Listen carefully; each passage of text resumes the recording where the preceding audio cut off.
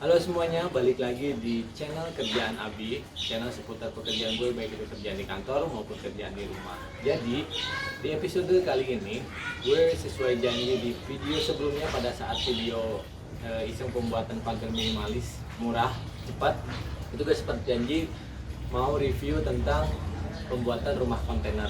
Nah, sebetulnya di semenjak 1,5 tahun yang lalu, gue udah mulai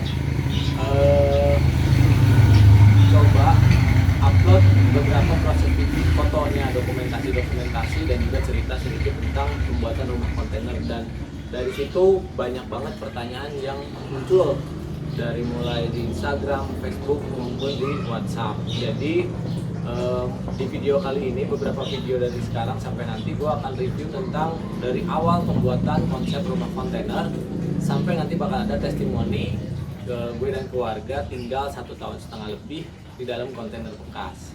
So jangan lupa subscribe channelnya supaya kalian dapat informasinya lengkap sampai nanti testimoni dan juga apa aja tips dari mulai kelebihan dan kekurangan rumah kontainer dan juga kesalahan-kesalahan yang mungkin pernah gue lakuin saat membuat rumah kontainer supaya tidak terulang oleh teman-teman. Berikut ini adalah beberapa pertanyaan yang sudah gue rangkum yang masuk baik dari Instagram dan juga sosial media lainnya, dari teman kenal sampai yang nggak kenal, itu udah gue coba rangkum. Nah, jadi gue akan mulai dari step-step yang paling pertama. Yang pertama banget, kenapa sih gue pilih bikin rumah kontainer? Ada yang bilang apakah karena lebih murah, apa karena lebih cepat, atau hanya karena memang pengen unik-unikan aja atau iseng gitu kan. Jadi gini, awalnya saya tuh bikin desain rumah, memang rumah buat rumah tinggal, dan desainnya itu belum niat bikin rumah kontainer. Nah, walaupun gambar referensi rumah kontainer udah masuk lah di bagian dari referensi gitu kan kalau mau bikin rumah. Jadi awalnya gue mau bikin rumah dengan tema ataupun konsep industrial.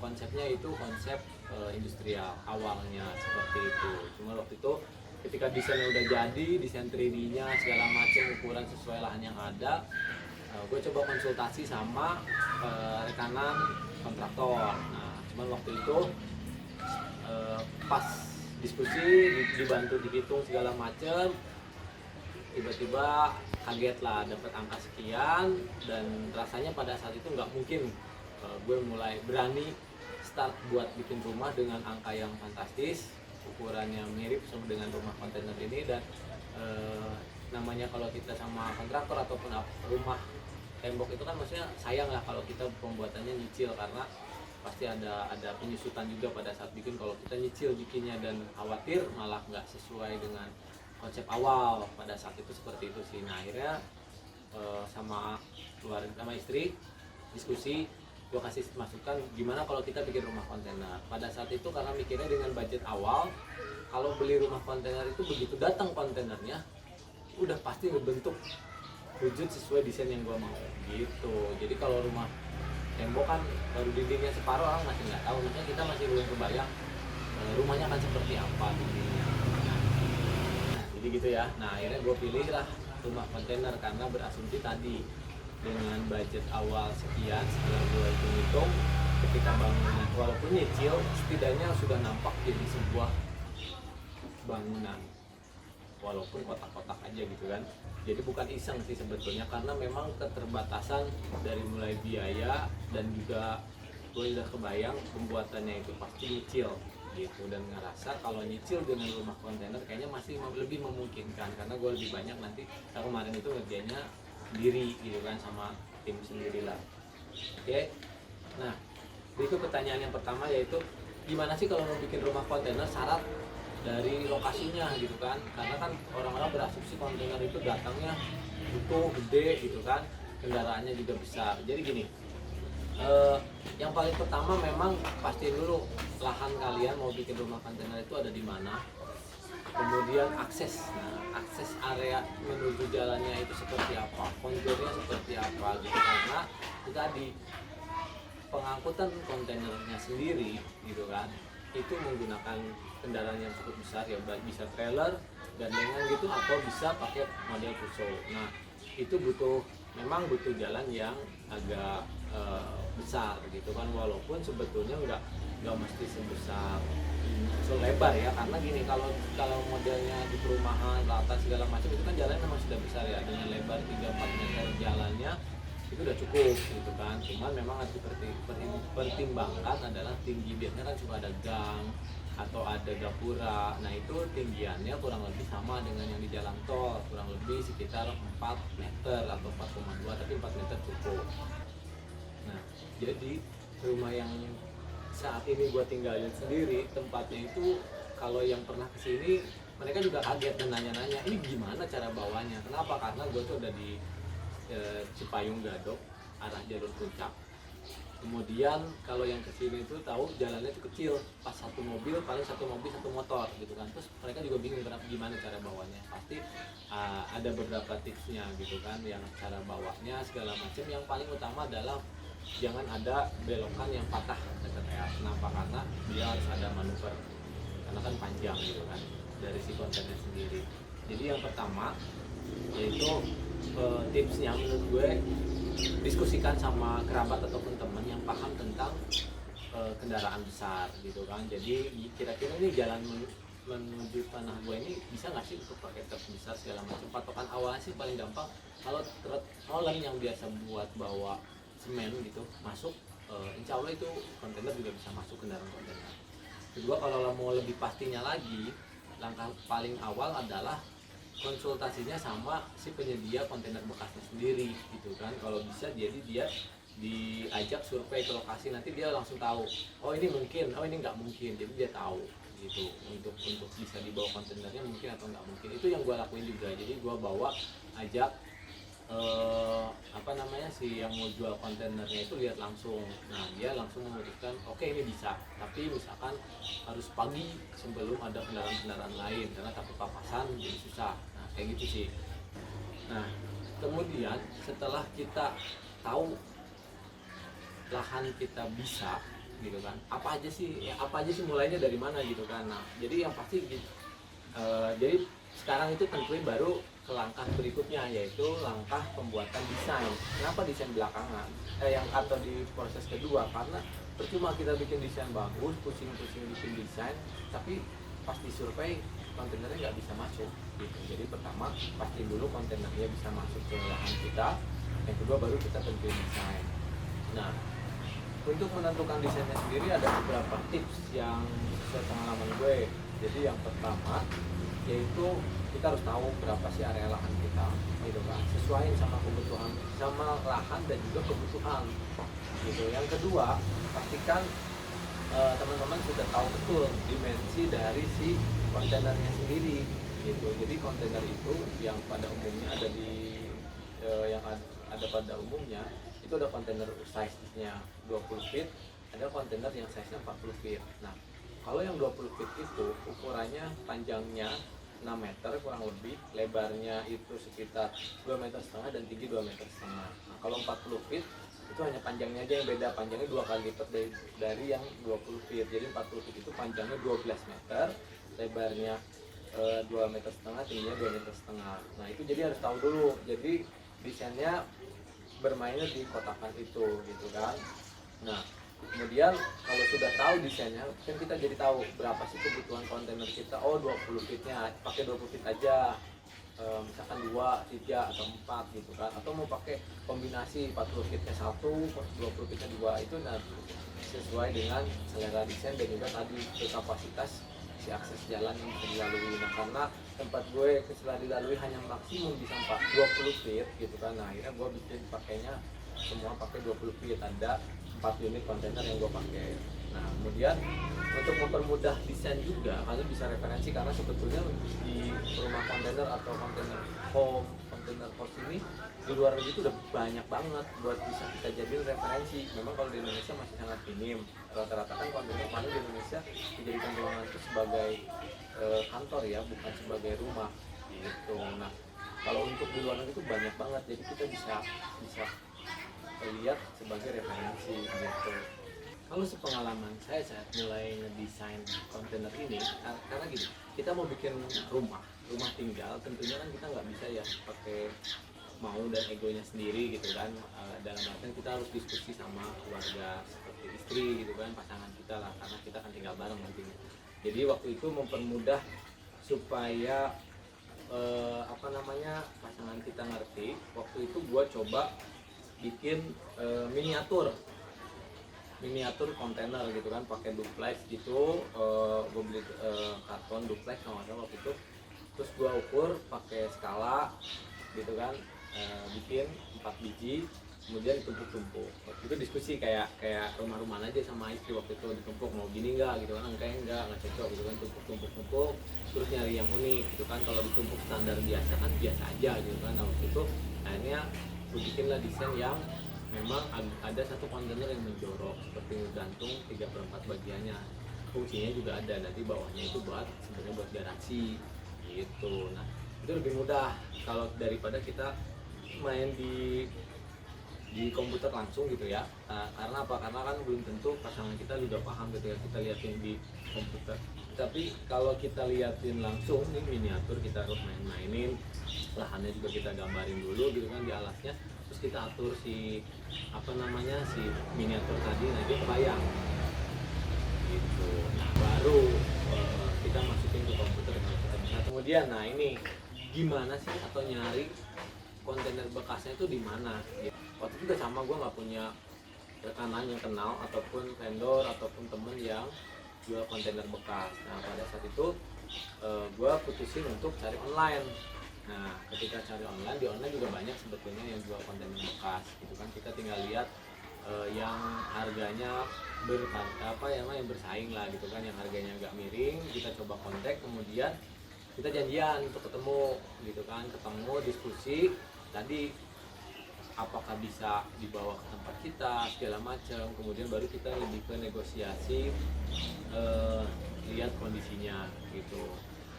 Kalau udah ada, terus terang kalau boleh diinfoin, jadi gue dapetnya dari linknya maksudnya didapat di online itu di aplikasi OLX ya. Kita tinggal lihat ya, masukin aja kontainer bekas, itu banyak di situ, ada beberapa yang bisa kita ini juga. Ataupun nanti kalau kalian mau bisa gua kasih, kalian bisa komen, nanti bisa gua kasih kontak person yang kemarin gua beli kontainer ini gitu kan. Nah jangan lupa kalau kalian udah nentuin tempat jual si kontainernya, nanti jangan kaget di sana itu harganya dari mulai paling murah sampai yang paling mahal. Itu tergantung grade-nya, ada grade A, grade B, grade C.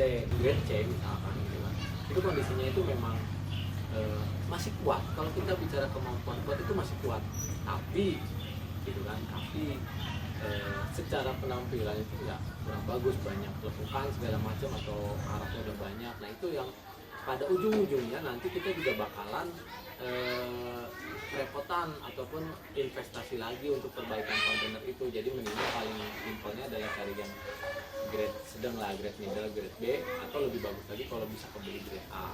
Jadi udah benar-benar nggak perlu ada lagi namanya tambah sulam lagi gitu kan, atau perbaikan yang berpok apa segala macam, itu nggak ada. Yang kedua, yang terakhir kalau udah milih kontainernya pasti ya negosiasi harga, dan juga pastiin harganya itu udah termasuk pengiriman, beli di tempat atau seperti apa gitu. Itu untuk perbaikan kontainernya. Gua dulu beli kontainer banyak yang harga. Nah harganya itu dulu gua dapat harga 18.500 per unit kontainer. Itu unit utuh ya, dalam artian belum dibolongin, belum apa gitu, dan grade-nya juga grade sedang lah, nggak bagus banget enggak. Kalau yang bagus itu kisaran 22 sampai 25 juta pada saat itu gitu. Kalau yang C ada yang 15 gitu kan, ada itu 18,5 gue dapat harga, udah sampai ke lokasi gitu, udah sampai ke tempat gue dari Jakarta dan Cirebon sampai ke Payung arah Puncak.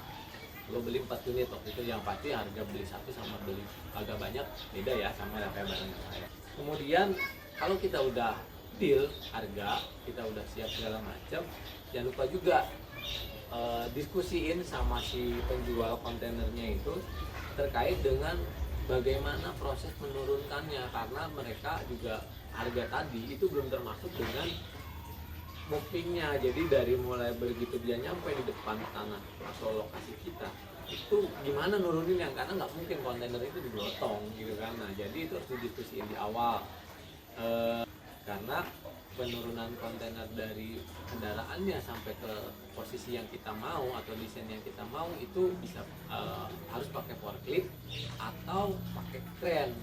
Nah gitu. Kenapa pilihan alat berat ini sesuai dengan kondisi dan juga lahan gitu. Jadi kalau lahan kalian dari pinggir jalannya itu sampai ke lahan itu aksesnya bagus gitu kan, maksudnya itu dari kontainernya parkir, kendaraan kontainer parkir ke lahannya itu nggak ada lagi penghalang atau tanah yang masih lembek atau seperti apa. Kalau udah bagus dalam artian mungkin di paving atau tembok atau tanahnya sudah padat gitu kan, itu kalian bisa pakai forklift gitu kan. Kenapa lebih baik pakai forklift? Yang pasti harga sewanya jauh lebih murah ketimbang kita harus pakai kren yang pengangkut itu gitu kan. Nah pada saat itu kalau pengalaman gue harus pakai kren. Kenapa? Karena pada saat survei tanah gue itu konturnya masih belum stabil tanahnya, jadi belum diapa-apain. Memang tanahnya itu masih tanah urukan segala macam. Kalau pakai forklift udah pasti diambles gitu kan, tidak bisa gerak. Kemudian sudah dipastiin diskusi tadi forkliftnya dan kerennya, kalian misalkan contoh pakai forklift, sewanya di mana gitu kan, berapa harganya. Nah itu juga bisa ditanyain. Syukur-syukur kalau si penjual kontainernya itu dia juga punya alatnya gitu kan, dia punya penyedia jasa atau dia punya solusi lain. Misalkan dia bilang karena tempatnya jauh dari tempat dia ke lokasi kita, daripada sewa di dia misalkan harga sekian, dia misalkan menyarankan lebih baik cari di area dekat lokasi kita. Itu juga bagus. Itu sama pengalaman gue gitu. Jadi gue pakai pihak yang nyewain dari tempat lain yang lebih dekat ke lokasi gue ketimbang dari dia jauh juga sama gitu kan. Nah harganya variatif ya, dari mulai 2 juta, 3 juta per ship segala macam sampai belasan juta, tergantung tempat kita juga, tergantung spek yang kita butuhin gitu. Karena kan forkliftnya juga nanti harus didiskusiin. Kalaupun mau pakai forklift yang kapasitas berapa ton, sebenarnya kontainer ini berapa ton sih gitu. Jadi jangan sampai pas sewa kecilan akhirnya nggak kepake, atau kebalik ketika sewa kegedean mubazir juga, harganya udah mahal padahal sebenarnya kapasitas yang rendahnya bisa. Nah anggap semuanya sudah deal ya, jadi kontainernya sudah ada, harganya sudah deal, dan juga kita mau sewa alat untuk nuruninnya itu mungkinnya itu di mana gitu sudah ada misalkan. Nah, yang perlu diingat adalah bahwa ketika kita misalkan anggap sewa atau beli alatnya beli kontainer di si A dan kemudian kita sewa alat untuk nuruninnya di si B. Nah itu yang perlu diperhatikan adalah waktu pengiriman barang sampainya jam berapa segala macam itu harus tepat. Kenapa? Kita bicara efektivitas waktu. Kenapa? Kalau sewa alat-alat berat seperti itu, masalahnya itu mereka itu saklek gitu kan. Forklift dan kren itu sewanya saklek, yaitu per jam atau per shift.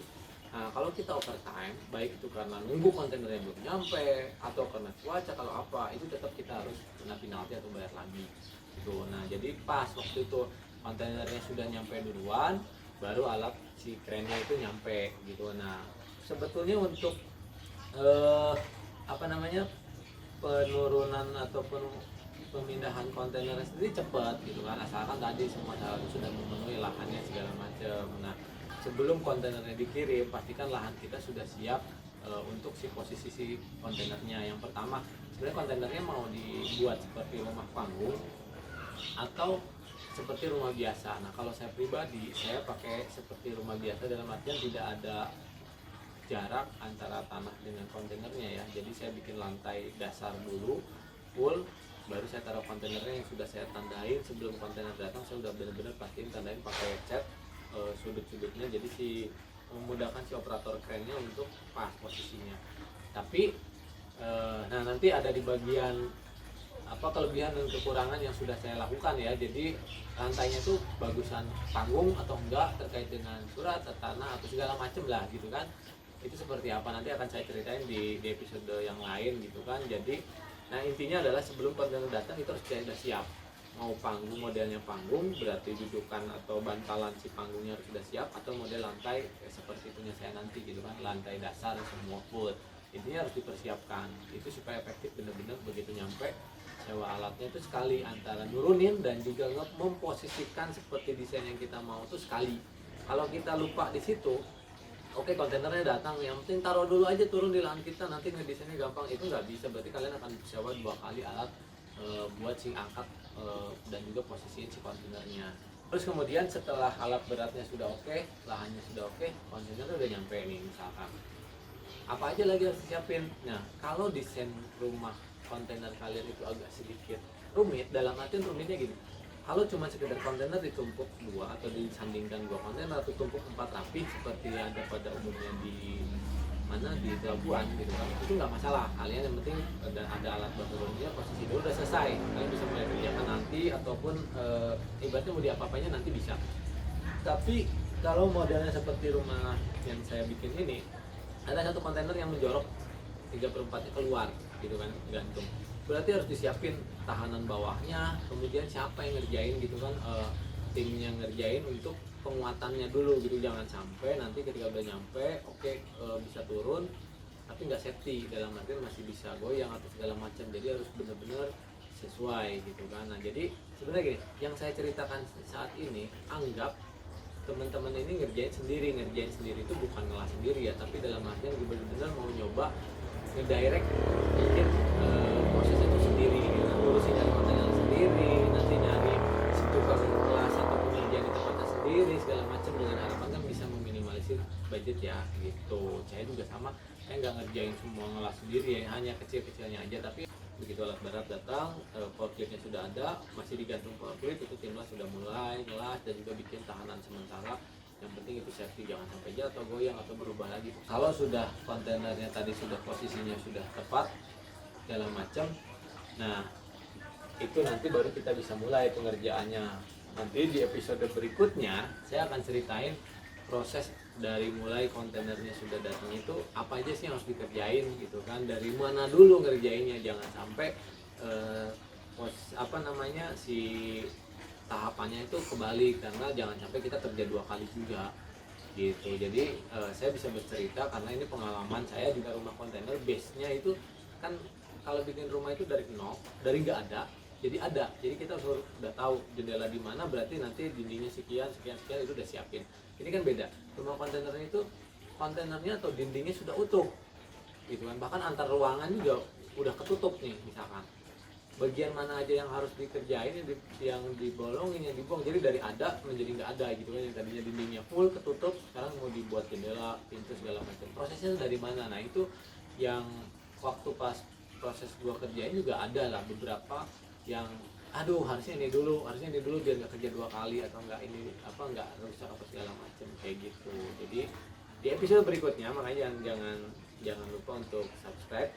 Gua akan ceritain dari mulai mana pengerjaannya, material apa yang gue pakai untuk interior segala macam, dari mulai pintu, kusen, peredam panas gitu kan, dan juga sampai di akhir gue akan kasih testimoni 1 tahun 6 bulan, kurang lebih 1 tahun 6 bulan atau 1 tahun 7 bulan gue tinggal di dalam kontainer bekas gitu kan. Apakah panas, apakah nyaman, ataukah nyesel, ataukah malah pengen bikin lagi, nanti gue bakalan ceritain di episode berikutnya, yang mudah-mudahan insya Allah bakal gue upload di lusa atau 2 hari ke depan.